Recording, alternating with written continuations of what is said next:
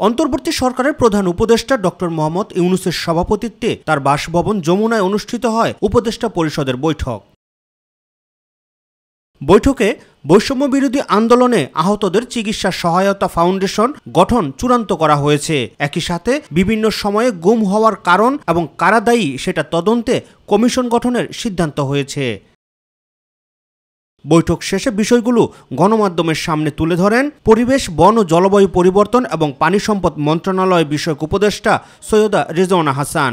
তিনি জানান, সর্বোচ্চ গুরুত্ব দিয়ে বন্যা মোকাবেলার সিদ্ধান্ত হয়েছে। যতক্ষণ পর্যন্ত বন্যা উপদ্রুত সকল মানুষের ক্ষয়ক্ষতি ঠিক করে নিরূপণ করা না হবে এবং যতক্ষণ পর্যন্ত এটার পুনর্বাসনের পূর্ণ ব্যবস্থা না করা হবে, এটা সবসময় আমাদের নজরদারিতে থাকবে। বন্যা পরিস্থিতি মোকাবেলায় ঐক্যবদ্ধ হয়ে কাজ করতে দেশবাসীর প্রতি আহ্বান জানান ডাক, টেলিযোগাযোগ ও তথ্য প্রযুক্তি এবং তথ্য ও সম্প্রচার মন্ত্রণালয়ের উপদেষ্টা নাহিদ ইসলাম। আগাম সতর্ক না করে বাঁধ খুলে দেয়ায় সমালোচনা করেন ভারতের। দেখতে পাচ্ছি যে উজানের পানি বাংলাদেশে ধেয়ে সেই বন্যা পরিস্থিতি তৈরি করছে এবং কোনো ধরনের আগাম সতর্কতা এবং প্রস্তুতি নেবার সুযোগ না দিয়েই এই যে বাঁধ খুলে দেওয়া হয়েছে, এটির মাধ্যমে ভারত অমানবিকতার পরিচয় দিয়েছে এবং বাংলাদেশের সাথে অসহযোগিতা করছে। আমরা আহ্বান করব, আমরা আশা করব যে দ্রুত সময়ের মধ্যে ভারত বাংলাদেশের জনগণ বিরোধী এ ধরনের নীতি থেকে সরে আসবে এবং আমরা কিভাবে একত্রে বাংলাদেশের জনগণ এবং ভারতের জনগণকে এ ধরনের প্রাকৃতিক দুর্যোগ থেকে রক্ষা করতে পারি, সে বিষয়ে সুষ্ঠু সমাধানের পথ বের করতে হবে। এ সময় যুব ক্রীড়া উপদেষ্টা আসিফ মাহমুদ বন্যা পরিস্থিতি মোকাবেলায় জাতীয় ঐক্যের আহ্বান জানান। এই দুর্যোগপূর্ণ মুহূর্তে দেশের সকল পক্ষকে ঠিক যেভাবে আমরা গণঅভ্যুত্থানে একটি জাতীয় ঐক্য গড়ে উঠেছিল, সেই জাতীয় ঐক্যের আহ্বান আমরা সরকারের পক্ষ থেকে করছি। সকল পক্ষকে এগিয়ে আসতে হবে এবং এই দুর্যোগপূর্ণ পরিস্থিতি মোকাবেলায় আমাদেরকে একসাথে কাজ করতে হবে।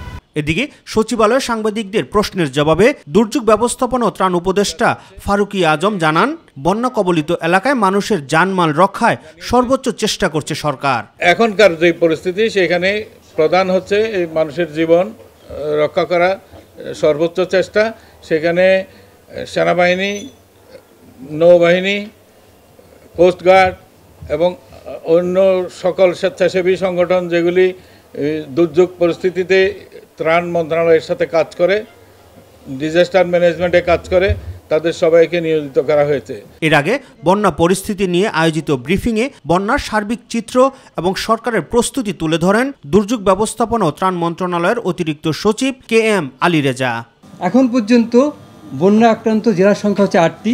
এই 8টা জেলার মধ্যে 50টি উপজেলা আমরা চিহ্নিত করেছি যেগুলি প্লাবিত হয়েছে এবং ক্ষতিগ্রস্ত ইউনিয়নের সংখ্যা হচ্ছে 357টি। রাকিব হাসান, মাই টিভি, ঢাকা।